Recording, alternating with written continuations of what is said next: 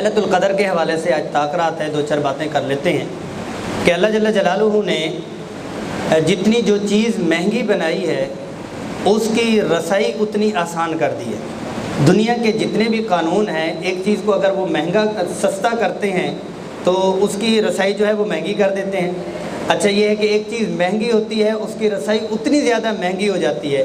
اللہ جل جلالہ نے کیا ہے کہ سب سے زیادہ ثواب کی جو چیزیں ہیں وہ لا الہ الا اللہ محمد رسول اللہ قل هو اللہ احد کی کتنی بڑی فضیلت فرما دی۔ لیلۃ القدر کی جو فضیلت ہے اور اس فضیلت کو پانے کا جو طریقہ ہے وہ بہت ہی بڑا آسان کر دیا کہ لیلۃ القدر کی جو رات ہے، اللہ پاک نے اس کے بارے میں فرمایا لیلۃ القدر خیر من الف شہر، 1000 مہینوں سے زیادہ افضل ہے۔ برابر بھی نہیں کہا، ہم کہتے ہیں نا برابر ہے، افضل ہے۔ 1000 مہینے 83 سال یہ بن رہے ہیں، 83 سال بن رہے ہیں، اس سے افضل ہے پتہ نہیں کتنے مہینے ہیں، یہ اللہ کو ہی پتہ ہے۔ اللہ نے جتنی ہماری سمجھ تھی اتنی، یہ جو جس رات میں ہم بیٹھے ہیں اس کے بڑے ایک ایک سیکنڈ جو ہے نا اس کا بڑا قیمتی ہے۔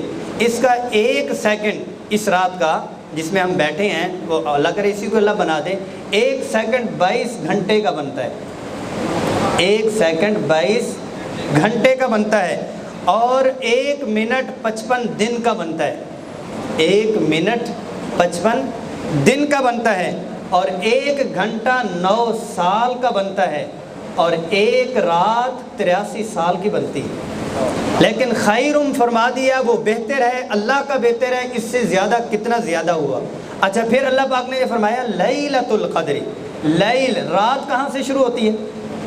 مغرب سے، تو اس کی فضیلت مغرب سے شروع ہو جائے گی۔ رات تو ویسے تو ہے، رمضان المبارک میں اور چیز ہے۔ اللہ جل جلالہ عام دنوں میں کیا ہوتا ہے کہ رات کے آخری پہر میں اعلان فرماتے ہیں ہے کوئی مانگنے والا، ہے کوئی سوال کرنے والا، ہے کوئی حاجت والا، لیکن رمضان المبارک میں یہ آواز 24 گھنٹے لگتی ہے، ہر وقت لگتی ہے، دوپہر 12 بجے بھی لگتی ہے، رات 12 بجے بھی لگتی ہے، اور لیلۃ القدر جو ہے وہ مغرب سے شروع ہو جاتی ہے حتی مطلع الفجر، فجر تک رہتی ہے۔ مطلب یہ ہے اگر کسی نے مغرب عشاء تراویح اور فجر کی نماز پڑھ لی ہے تو اس نے بھی لیلۃ القدر کا ثواب پا لی ہے۔ ہر مسلمان اس لیلۃ القدر کو پا سکتا ہے۔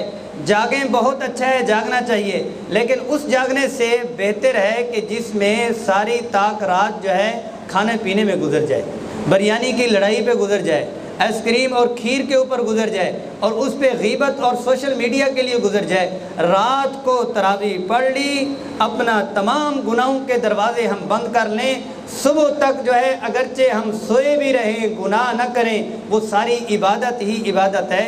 اس رات میں جتنی حفاظت اور حساسیت ہمیں اپنی عبادت کی کرنی ہوگی، اس حساسیت کا احساس کرتے ہوئے اپنے آپ کو گناہوں سے بچانا۔ اور ساتھ میں اور بات یہ ہے کہ جتنی بھی یہ فضیلتیں ملتی ہیں وہ لیلۃ القدر ہے، شب قدر اس کو کہہ لیتے ہیں، شب قدر ہے وہ لیلۃ القدر ہے، وہ حرم میں کیوں نہ ہو، جب تک اس نے حقوق العباد کی پاسداری نہیں کرنی، پورے نہیں کرنے، تب تک اس کی بخشش نہیں ہونی۔ مدمن خمر، شراب کا عادی کی بخشش نہیں ہے۔ عاق لوالدیہ، والدین کے نافرمان کی بخشش نہیں ہے۔ اگر وہ یہ ہے کہ کسی نے کینہ کسی مسلمان کے بارے میں رکھا ہوا ہے، اس کی بھی بخشش نہیں ہے۔ ان تمام چیزوں سے اپنے دل کو صاف کرنا، عبادت کرنا، اور اس کے ایک ایک سیکنڈ اور ایک ایک پل میں دعا کرنا۔ اور دعا کیا ہے؟ اللہم انکا عفو، اے اللہ آپ تو سراپا معافی ہیں، تحب العفو، آپ کی چاہت ہی معاف کرنا ہے، تو پھر ہمیں معاف فرما دے۔ فاعف عنا، حضرت عائشہ رضی اللہ عنہ فرماتی ہیں